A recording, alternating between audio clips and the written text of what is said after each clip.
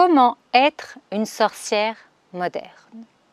Alors, la première chose, je pense qu'il va falloir arrêter de confondre le mot sorcière avec tous les stéréotypes qu'on peut avoir.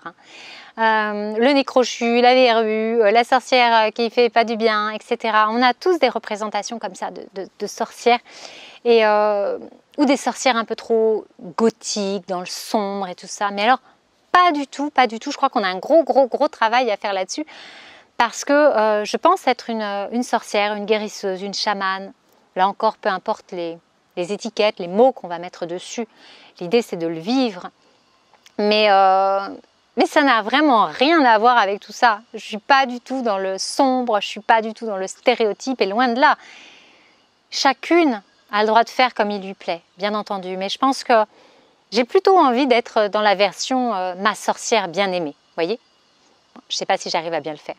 Mais voilà, en tout cas, la magie, la sorcellerie, c'est quelque chose pour moi qui permet de développer notre intuition, notre potentiel, notre créativité, de nous ouvrir, vraiment nous les femmes, à ce qui est en nous, à ce divin qui n'est pas à l'extérieur. Ne le cherchons pas à l'extérieur, le divin il est à l'intérieur, et ça demande qu'à s'ouvrir, ça demande qu'à vraiment s'ouvrir comme une fleur. Donc comment être une sorcière moderne? La première chose que j'ai envie de vous dire, c'est déjà peut-être de comprendre votre corps de femme. Ouais, moi j'ai mis des années avant de le comprendre en fait. Je m'en rends compte maintenant, mais parce qu'on ne nous l'explique pas, parce que ça n'est pas du tout enseigné par les parents, par l'école, alors là encore moins, mais parce que ça n'est pas enseigné. Donc, est-ce que vous connaissez les différentes phases de votre cycle féminin? Que vous soyez ménopausée ou pas, d'ailleurs, parce que même ménopausée, vous avez et vous continuez à vivre dans ce cycle. Donc la première phase, c'est la phase, à partir de là, la phase de pré-ovulation, donc avant l'ovulation. Voilà, donc cette phase-là, elle va correspondre aux énergies de la jeune fille, aux énergies du printemps. Voilà, donc ce sont vraiment des énergies très fortes et très dynamiques. C'est une phase très dynamique. Ensuite, vous avez la phase d'ovulation. Donc la phase d'ovulation, elle, ça va correspondre à l'archétype féminin de la mère. Donc là, les énergies sont un petit peu différentes des énergies de la jeune fille. Et là, on peut faire correspondre ça avec la saison qu'elle était. Donc là, on est plutôt, j'ai envie de dire, dans une phase d'expression. Quand on est dans la phase mère, on est dans une phase où on a envie de donner beaucoup de choses à ses proches, à ses enfants. On donne, voilà, on est ouverte. Et puis après, on va arriver sur la phase prémenstruelle. Ah, là, ça peut bloquer pour pas mal d'entre vous. La phase prémenstruelle, j'ai connu ça aussi, moi. Ouh là là là là, mon Dieu, c'était très compliqué. Où on peut avoir des douleurs, où on commence à être irritable, où ça ne va pas. Donc cette phase prémenstruelle, ça correspond à l'archétype de l'enchanteresse. À la saison qu'est l'automne, on voit que les énergies sont différentes. On va commencer à être plus dans notre intériorité. Voilà.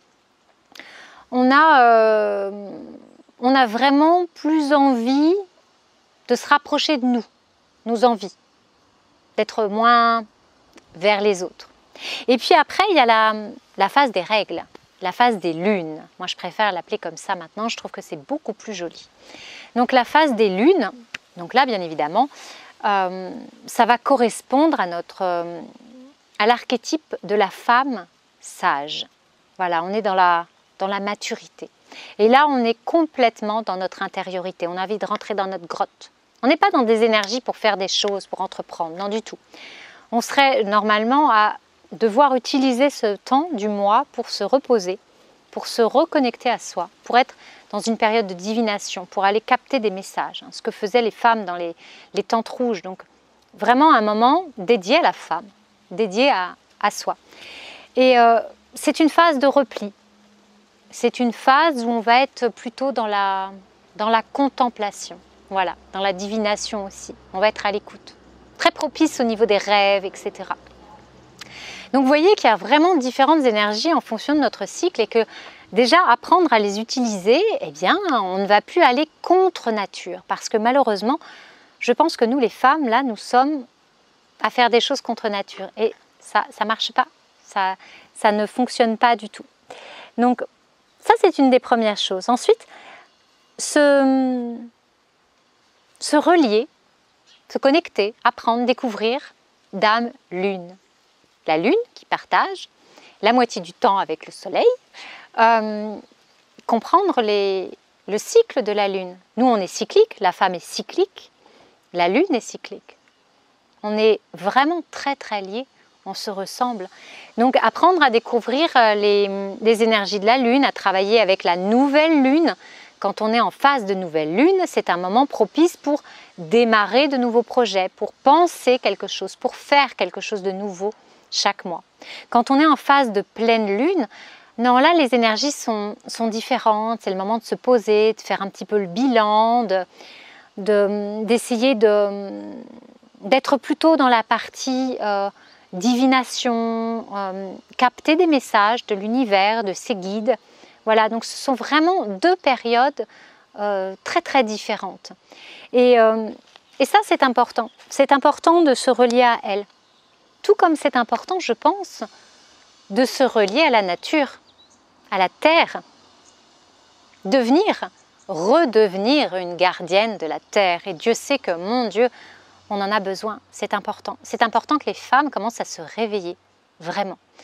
Fassent des efforts dans le quotidien, comprennent l'importance de passer au zéro déchet, de transformer l'alimentation, de prendre soin de la terre.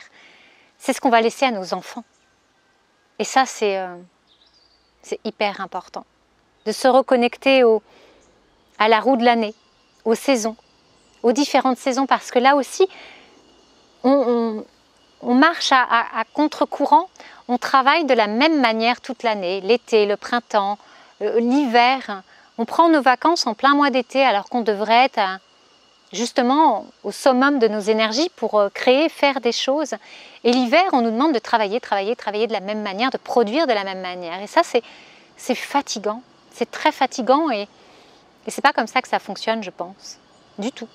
Donc, essayez de reprendre là aussi le cycle des saisons, de découvrir les fêtes païennes, que ce soit Yule, Samhain, Beltane. Il y a 8 grandes fêtes dans l'année qui séparent l'année. L'année peut être séparée en deux parties, la partie de lumière et la partie sombre. Et c'est rythmé par les solstices, par les équinoxes, qui sont des choses naturelles et qui se fêtent, qui se célèbrent depuis la nuit des temps. Hein. Ce n'est pas quelque chose de nouveau. Être une sorcière moderne, c'est se rappeler d'où l'on vient. C'est se rappeler nos origines profondes et on a besoin de s'en souvenir. Donc là aussi, c'est important cette reconnexion aux éléments, à la terre, cette reconnexion à l'eau, au feu. Et pour moi, être une sorcière moderne, c'est vraiment avoir les pieds bien ancrés sur terre. Ça, c'est quelque chose de très important. On est dans un monde matériel et il est important de vivre notre vie dans ce monde-là. C'est aussi avoir la tête dans les étoiles, vivre ses rêves, les rêver déjà et d'une, servir de la magie, appliquer cette magie à soi et vivre la vie qu'on a envie de vivre. Mince, la vie passe vite, alors profitons de tous ces moments pour être la personne qu'on a envie d'être. Donc ça, c'est aussi quelque chose de très important. Et puis, dernière chose, ce serait d'avoir le cœur ouvert et de conserver votre cœur ouvert, que ce soit pour vous, vos proches, vos enfants, votre famille, et dans la vie de tous les jours. Ouvrons notre cœur et reconnectons-nous à tout ça. C'est très très important. Voilà, donc comment être une sorcière moderne? J'ai envie de dire, c'est de jouer avec tout ça, tous ces éléments. Être à la fois active, aimer, œuvrer pour faire quelque chose que l'on aime dans sa vie. guérir ses blessures et découvrir, réveiller ce féminin sacré, ce potentiel qui est en chacune des femmes. Et puis on peut s'aider avec les oracles, on peut s'aider avec le pendule, avec les runes. Il y a tout un tas de pratiques qui peuvent nous permettre de nous aider, des méditations guidées, l'hypnose comme ce que je propose avec le cercle des sorcières, où véritablement il y a des séances où on va travailler sur des éléments précis pour faire renaître ça, aller se reconnecter à nos ancêtres, femmes sorcières, femmes guérisseuses, pour faire redescendre le savoir. Donc, il y a toute une manière de travailler et d'être cette sorcière moderne. Donc découvrez, ayez plaisir à découvrir, à comprendre les plantes, la magie des plantes, à créer des potions de lune.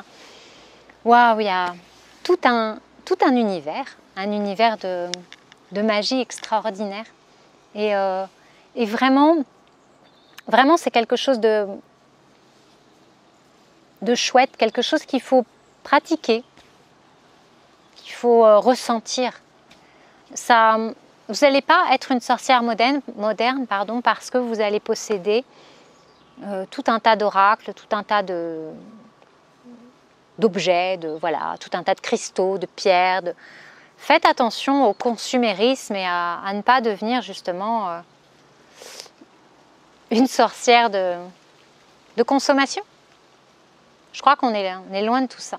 En tout cas, moi je ne me ressens pas du tout là-dedans, je ne me retrouve pas du tout là-dedans, plutôt dans la Green Witch, cette sorcière verte, cette sorcière qui respecte la terre, qui se respecte soi-même et qui utilise la magie de la terre, comme le font les chamans dans les forêts amazoniennes, quand ils utilisent les plantes, quand ils se connectent, font des méditations pour se connecter, capter des choses et utiliser ces choses, retransmettre ces choses. Là aussi, c'est très important. Donc, soyez la sorcière moderne que vous avez envie d'être et découvrez toute la magie et tout le potentiel qui se trouve à l'intérieur de vous.